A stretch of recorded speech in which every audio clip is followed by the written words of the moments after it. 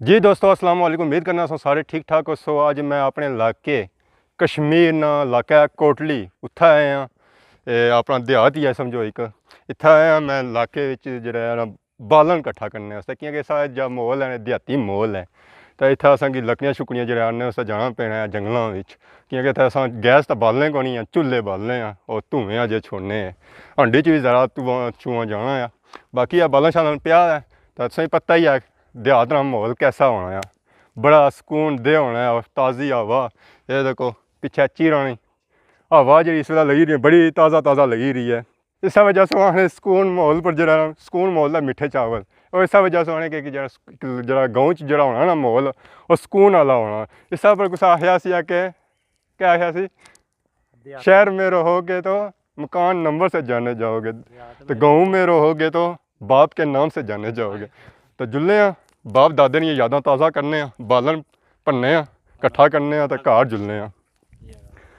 ये हूँ बालन है इसी हूँ कोई थोड़ा चिरने छिन्ने आ हा इस तरह जो आवाज़ इच्छना वो भी बड़ा मज़े लाया आए हाय।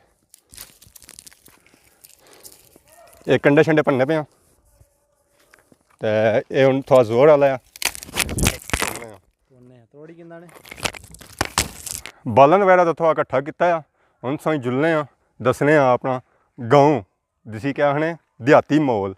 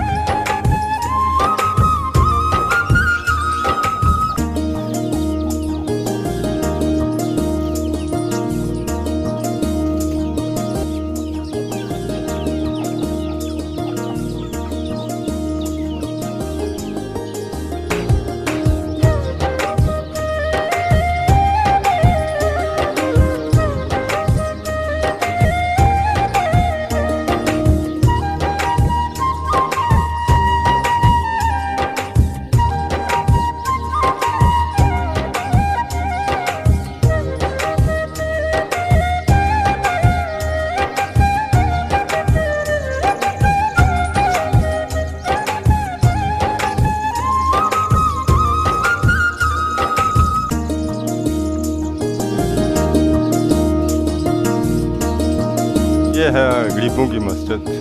कोई गरीबों की मस्जिद को भी लाइक कर दे। एक छोटी सी मस्जिद है चमेरी इलाके।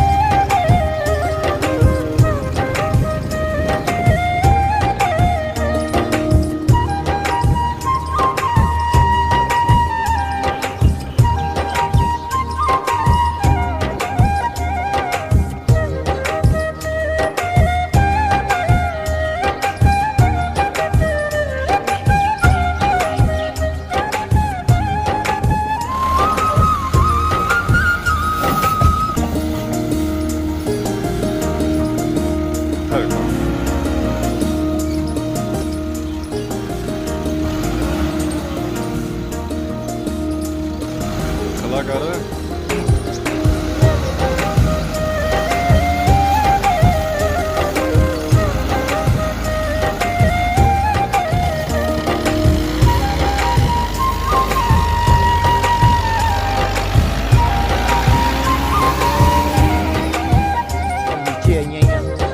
पीपल रास्ता ये पेड़ है, क्या है? बरगद ना बोर्ड बोर्ड लाइक इस किस्म में कुछ